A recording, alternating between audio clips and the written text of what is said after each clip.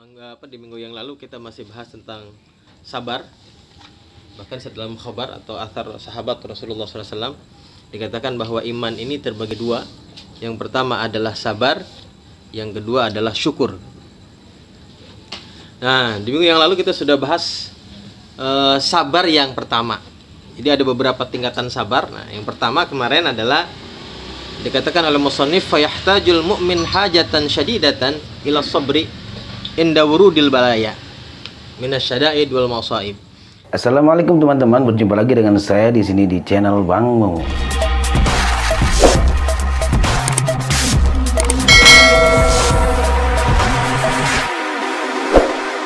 Yang pertama adalah seorang mukmin sangat membutuhkan terhadap kesabaran ketika datangnya musibah dan cobaan.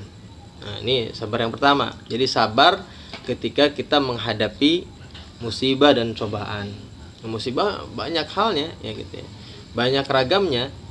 Nah, kita ketika mendapatkan musibah itu harus bersabar supaya apa? Supaya pertama Allah yadza, supaya kita tidak selalu berkeluh kesah.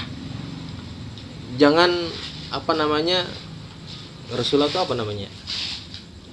Ya. Yang ngeluh mulu dah. Ngeluh mulu ya. Ngeluh mulu. Ngedumel. Nah, itu yang pertama. Yang kedua, supaya jangan selalu berkeluh kesah, curhat sama orang mulu. Ya, gitu ya. Nah, itu yang pertama ya. Bersabar ketika mendapatkan musibah supaya kita tidak mengeluh, tetapi kita menghadapi musibah itu dengan ketenangan ya. Kemudian tidak membuat kita menjadi sempit, tidak membuat susah, dan kita tidak mengadu, tidak berkeluh kesah kepada makhluk, melainkan semuanya dikembalikan kepada Allah Subhanahu wa taala. Itu yang pertama ya. Kenapa? Supaya apa? Supaya kita tahu bahwa Allah Subhanahu wa taala tidak semata-mata menurunkan musibah, mendatangkan cobaan buat kita, kecuali Allah Subhanahu wa taala sudah menyiapkan. Pertama adalah sawaban. Pertama adalah pahala yang besar, kemudian yakin kita dengan musibah atau cobaan yang Allah berikan kepada kita, kita akan diangkat derajatnya oleh Allah Subhanahu wa taala, tambahkan kebaikan, kemudian dijadikan musibah itu sebagai penebusan dosa kita. Tuh. Sebagaimana hal tersebut banyak diterangkan dalam hadis-hadis Rasulullah sallallahu alaihi wasallam. Wa qala alaihi salatu wasallam, di antaranya adalah sabda Rasulullah sallallahu alaihi wasallam, kata Kanjeng Nabi, "Ma yusibul mu'mina min nasabin wala wasabin." Tidaklah menimpa menimpa kepada seorang mukmin, baik itu daripada kesulitan, kesusahan, kepayahan, wala wasabin atau penyakit, wala hammin atau kesulitan, hatta syaukati yushakuha, sampai sebuah duri yang menusuknya, illa kafarallahu bihi min sayyiatihi, kecuali Allah Subhanahu wa taala menjadikan duri tersebut sebagai tebusan dosa. Ya. Illa kafarallahu bihi min sayyiati, kecuali Allah Subhanahu wa taala menebusnya dengan musibah tersebut dari dosa-dosanya. Jadi kalau kata hatta tertusuk duri sedikit pun itu jangan salah bahwa Allah Subhanahu wa taala ingin menghapuskan dosa-dosa kita. Tapi dengan catatan kalau kita sabar. Nah, kalau kita kesandung dikit apa aja dikatain. Wah, ya kan? Wah, dasar. Gadal bundung lah apa segala sebut-sebut. Nah, itu berarti menunjukkan kita kurang sabar dalam hal itu. Padahal tidaklah Allah menimpakan satu musibah kepada kita kecuali Allah Subhanahu wa taala sudah menyiapkan pahala yang besar buat kita. Ya, paling tidak Allah Subhanahu wa taala memberikan tebusan dosa kepada kita. Itu yang pertama. Yang kedua, wa yahtajul mu'min ila sabri hajatan syadidatan inda fi'li ta'at. Yang kedua, seorang mukmin butuh terhadap kesabaran inda fi'li ta'at, ketika mengerjakan taat kepada Allah Subhanahu wa taala. Ketika beribadah kita perlu sabar. Ya. Ketika menjalankan semua amal-amal soleh perlu sabar. Apapun bentuknya itu. Salat biar sebentar akan terasa lama kita lakukan. Berat aja kita lakuin. Ya, butuh sabar juga. Puasa karuan, ya kan? Ya.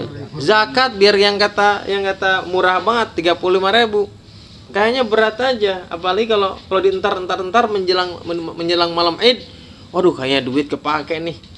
Giliran beli baju mah sanggup banget kita. ya kan, gesit banget. Nah, giliran zakat, waduh berat.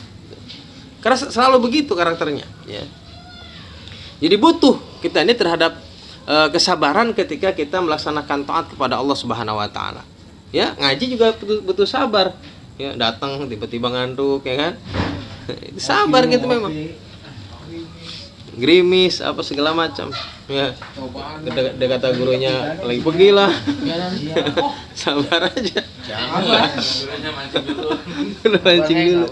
Sabar itu. Sabar loh, Untuk apa kesabaran ketika kita melaksanakan ketaatan kepada Allah? Bi alayak salah anha, supaya kita tidak malas ketika melaksanakan taat itu. Kadang-kadang kita kan sholat mah sholat, tapi sholat yang kita lakukan dalam keadaan malas. Asal aja dah, gitu. Ya ini mah. Udah heng maksudnya. Iya, kan kita lakuin, tapi kadang-kadang kita melakukannya dengan malas. Asal-asalan, ya kan? Yang penting mah katanya gugur kewajiban kita. Kadang-kadang ada bahasa begitu tuh. Nah, supaya tidak malas ketika kita melaksanakan taat kepada Allah, maka butuh dengan sabar ini. Butuh.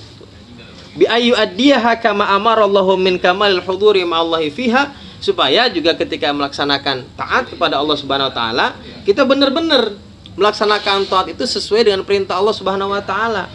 Tuh. Min kamalil hudur ma'allahi fiha, dengan kesempurnaan hadirnya dalam ibadah yang sedang kita kerjakan. Lagi sholat, kita kudu hadir di situ. Ya. Lagi sholat itu perlu hadir. Hadir itu apa? Sekiranya kita tahu apa yang kita lakukan, tahu apa yang kita baca. Namanya hadir. Karena katanya Allah Subhanahu wa taala hanya akan memberikan ganjaran, pahala, balasan kepada orang yang melaksanakan taat jika dia hadir dalam ketaatan tersebut. Lagi sholat nih, seberapa besar sholat kita pahalanya? Ya sekadar kita hadir di situ. Illa ma'aqal katanya. Sesuai dengan kadar kehadiran kita dalam sholat. Ya. Memang banyak yang nggak hadir ya, banyak. Begitu Allahu Akbar kata pala mikirnya kemana tahu udah. Ntar habis ini gue mau ngapain nih, ya kan? Udah joran ini udah siap-siap nih kan. Melambung selama. Nah, kemana-mana tahu. Iya. Kan kadang-kadang ingatnya pas kita mau ruku doang, lagi di ruku kita lupa lagi. Begitu bangun, ya kan? Sampai-sampai kadang-kadang kita lupa begitu bangun dari sujud, ini rakaat keberapa nih kita? Ya kan? Itu menunjukkan kalau kita tidak hadir dalam sholat. Nggak ada di situ. Nah, sabar dalam taat itu supaya kita tahu, ya. Sabar dalam taat itu supaya kita hadir dalam setiap ibadah yang kita lakukan. Wal ikhlas lillah. Kemudian juga untuk apa sabar dalam taat? Supaya juga kita ketika melaksanakan taat itu dengan penuh keikhlasan, semata-mata amal soleh atau ibadah yang kita lakukan semata-mata untuk Allah Subhanahu wa taala. Wa alla yakuna biha mura'iyan, supaya kita juga tidak riya ketika melakukannya. Wa alla yakuna mura'iyan, supaya tidak riya. Ya kan? Kalau kita nggak sabar kan kita mikirin, ngapain gue salat bagus-bagus, nggak ada yang lihat, nggak ada yang alam kan gitu ya. Gasik aja gasik, dari kecil sholat sih, itu kan nggak apa, gitu ya. Menang-menang nggak ada yang lihat tuh. Ala yakuna muraiya. Sabar supaya kita tidak melakukannya dalam keadaan riya. Wala mutasanni anil khalqi, dan juga tidak mengada-ngada karena makhluk. Ya. Jadi ibadah ini bukan karena makhluk. Ya, sholatnya. Kan ada orang yang aktingnya bagus banget, salatnya sampai khusyuk banget. Ya, baru bismillah aja udah nangis terus. Kayak Bang Kocot. Baru bismillahirrahmanirrahim udah nangis, enggak berhenti. Kirain mah tadabbur bil ayat gitu ya, memahami makna-makna ayat. Taunya belum nyarap katanya. Lapar betul. Lapar ya perutnya. Iya. Nah ini wala mutasanni anil khalqi, sabar dalam ketaatan supaya kita juga tidak mengada-ngada, nggak bikin-bikin, nggak acting kita dalam sholat, dalam ketaatan kita. Wa min sya'nin nafsi, karena sudah merupakan karakter hawa nafsu, katanya adalah at-tathaqul anit ta'ah, merasa berat terhadap ketaatan. Hawa nafsu ini kalau diajak taat itu berat pasti. Walaupun itu sebentar. Kayak ngaji ini kan paling banter bet, paling lamanya banget nih, sejam dah, paling lama aja banget. Itu aja kita setengah jam udah mulai gelisah gitu kan. Ya, geser paling lama 45 menit nih, paling lama. Kenapa? Karena karakter hawa nafsu begitu. Kalau begitu diajak taat, malas, berat. Loh, kalau kita pikir-pikir kan kalau sholat ya, sholat itu kan nggak lama. Ya paling banter 3 menit, udah lama banget 3 menit tuh. Yang nggak tanya 5 menit, wah 5 menit. Saya mah jarang sholat 5 menit, jujur aja. 3 menit dah, coba dah hitung. Saya sering hitung soalnya, gitu ya, sering hitung. 4 rakaat mungkin 5 menit ya, bacaannya rada panjang-panjang dikit mungkin. Kalau sendiri mah nggak ada yang 5 menit dan kodok. Iya. Kodok lu jadi 5 menit. Double nih, jadi double ya, dua kali. Ya. Ya kan? Dipikir-pikir nggak lama itu. Tapi apa? Tapi berat aja. Coba lagi duhur, kan enak sebenarnya, lagi panas-panas. Kita kena air wudhu kan adem enak. Tapi ngapa males aja gitu? Ya, sudah Anda kalau misalnya kayak lagi lempengan begini nih, subuh dingin kena air gitu, ya kan? Yang lagi sedang enaknya aja kadang-kadang malas. Kenapa? Karena itu min sya'nin nafsi at-tathaqul anit ta'ah, karena memang karakter hawa nafsu itu adalah merasa berat ketika melaksanakan ta'at. Wa takasul anha, juga merasa malas dari ketaatan tersebut. Fayahtajul abdu ila ikrahiha ala dzalika bihusni sabri. Maka seorang hamba butuh untuk memaksakan ketaatan ya, dengan cara apa? Bihusni sabri, dengan cara sabar yang baik. Memang harus dipaksain. Taat itu kalau nggak dipaksa nggak bisa. Makanya kalau di pondok kenapa dipaksa-paksa? Supaya dia terbiasa. Kan awalnya memang dipaksa dulu, dipaksa jamaah, dipaksa sholat, dipaksa bangun. Supaya lama-lama terbiasa, gitu ya. Dipaksa supaya terbiasa. Kalau sudah terbiasa nanti lama-lama jadi bisa jadi kebutuhan. Sudah nggak perlu dipaksa lagi kalau dia sudah terbiasa. Nah, tapi memang yang namanya maksa itu pasti nggak enak. Semua juga sama. Itu memaksakan diri berarti kan melakukan sesuatu yang tidak enak buat kita. Mau ngaji ini malas banget, maksain dah. Malas tapi maksain. Kadang-kadang kan di rumah udah mikirin, wah ntar ngaji begini gak enak nih duduknya nih, ntar dapatnya di belakang lagi, jongkok doang lah kan, becek dikit udah dipikirin tuh, padahal belum tentu datangnya sini bisa jadi nggak begitu kan begitu. Mana ada kopinya datang kemari mah, balong lagi hiduin. Nah, itu adalah sabar yang kedua. Jadi sabar yang pertama ketika kita mendapatkan musibah, sabar yang kedua ketika kita melaksanakan taat. Yang ketiga, wa yahtajul mu'min ila sabri hajatan syadidatan. Seorang mukmin membutuhkan terhadap kesabaran dan kebutuhan yang sangat amat. Fi kaffi nafsihi anil ma'asi, adalah dalam menahan dirinya, menahan hawa nafsunya anil ma'asi wal muharramat, daripada maksiat dan perkara-perkara yang diharamkan. Nah, ini juga ketika seorang menjauhi larangan, ya, menjauhi dirinya dari perkara-perkara yang diharamkan, itu juga butuh sabar. Apalagi perkara itu mungkin kita lakukan.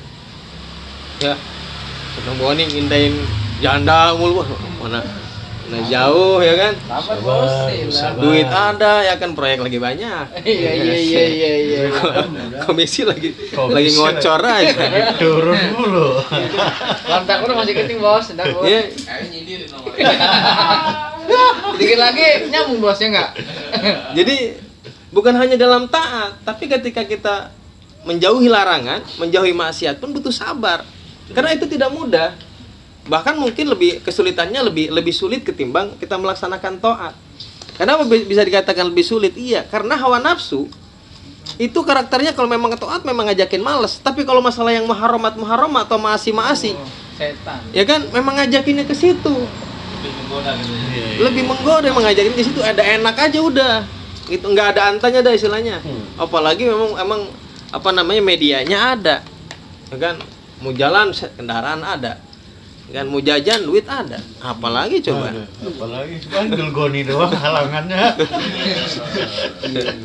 Gitu ya. Jadi butuh seorang mukmin kepada sabar ketika menahan dirinya, menahan hawa nafsunya daripada maksiat dan perkara-perkara yang diharamkan. Li'anna nafsa qad tad'u ilaiha.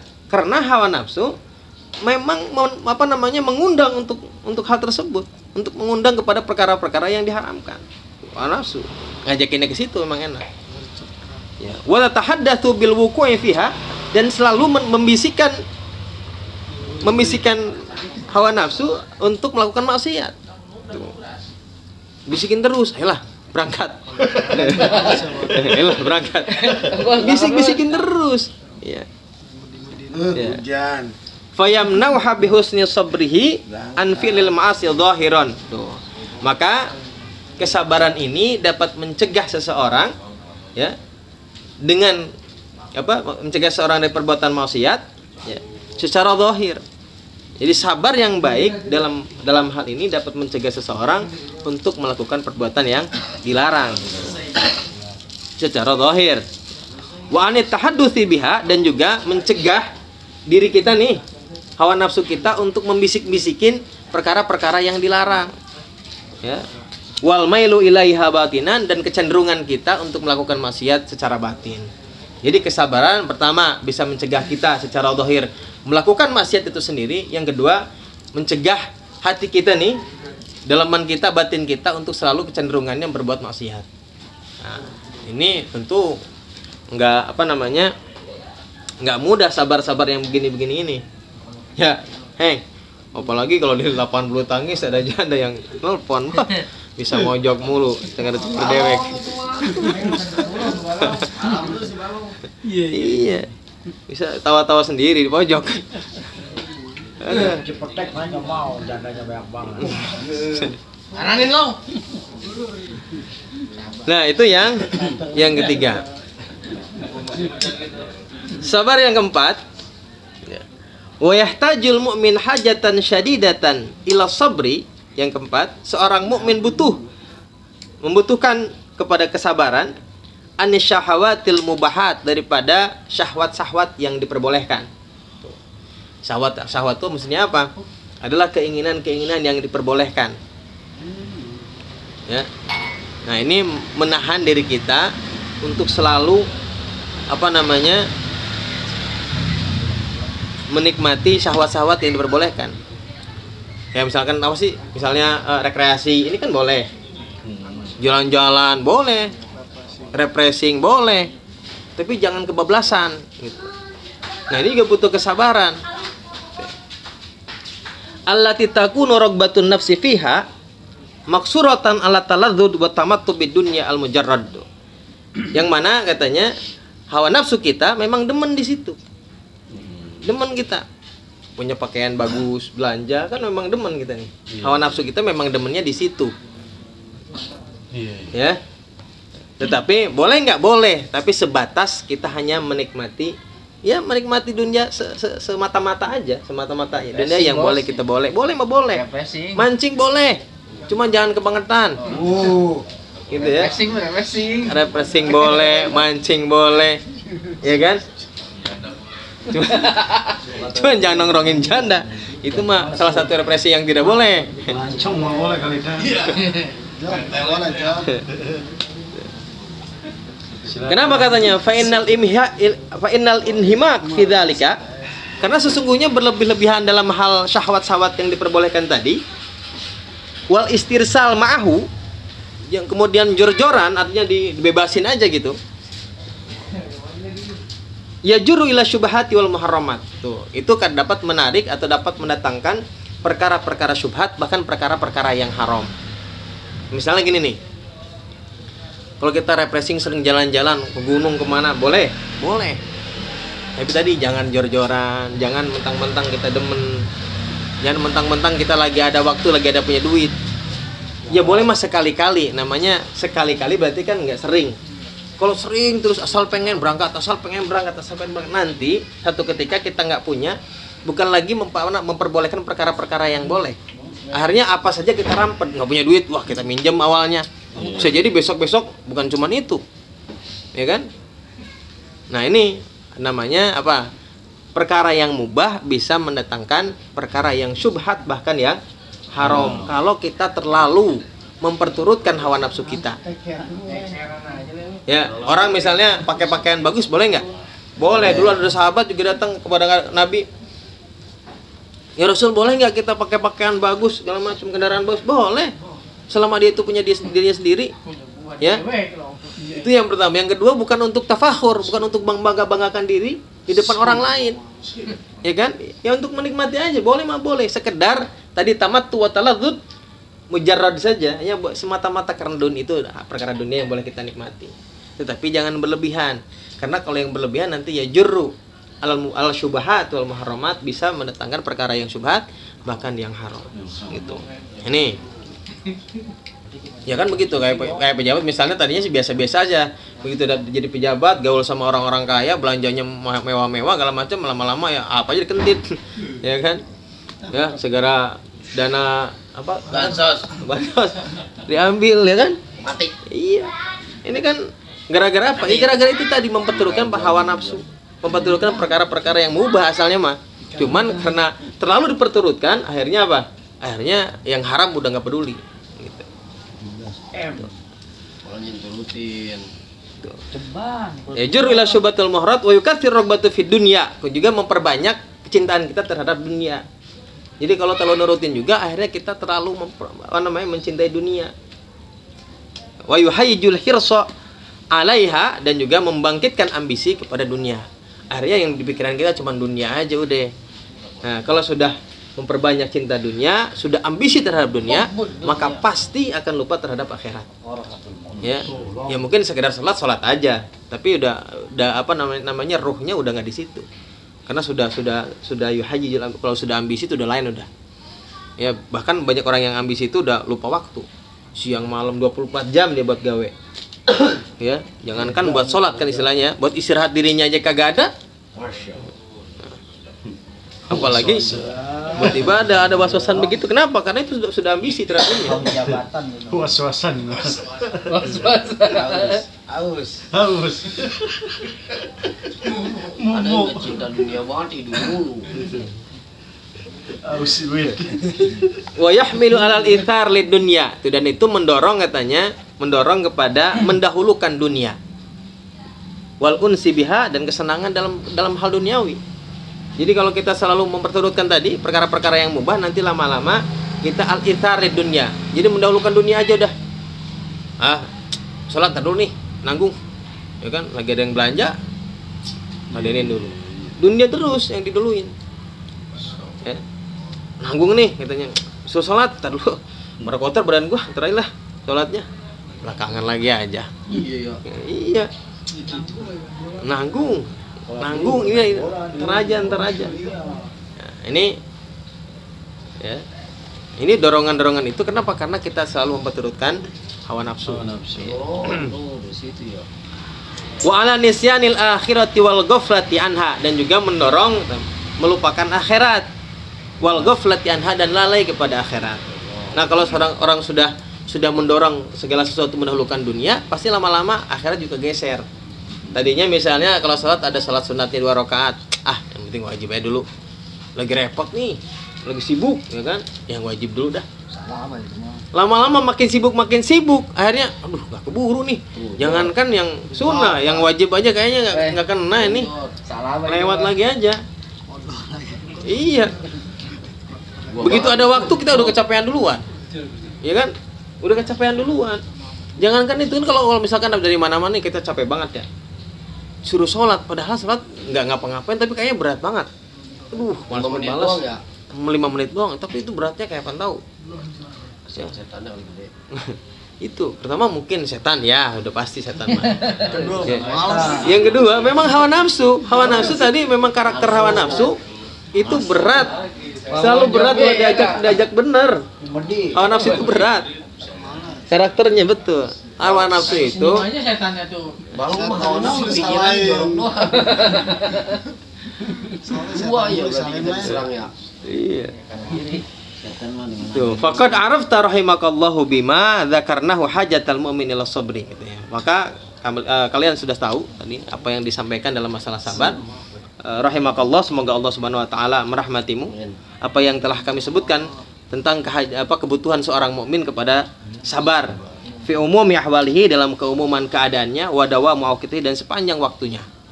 Fa alaika bihi tafuz bi kulli khairin, maka wajib atasmu dengan kesabaran tersebut, tafuz, maka kamu akan mendapatkan setiap kebaikan, wa tadfaru bi kulli sa'adatin, dan juga akan mendapatkan kebahagiaan.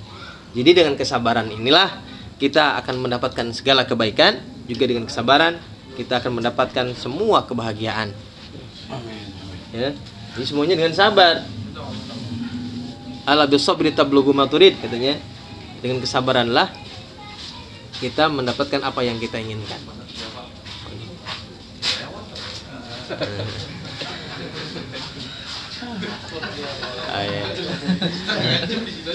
Semua di belakang. Ya, jadi ini sabar dalam 4 perkara ya. Sabar tadi ketika mendapatkan musibah, sabar ketika melaksanakan taat, sabar ketika kita menahan diri daripada perkara yang diharamkan. Yang keempat adalah sabar ketika kita menikmati kebolehan-kebolehan, ya. Jangan sampai kita bablas, jangan sampai kita keterlaluan dalam melaksanakan mubahat karena perkara yang diperbolehkan. Nah, itu adalah sabar. Jadi bahasan sabar sudah selesai nih.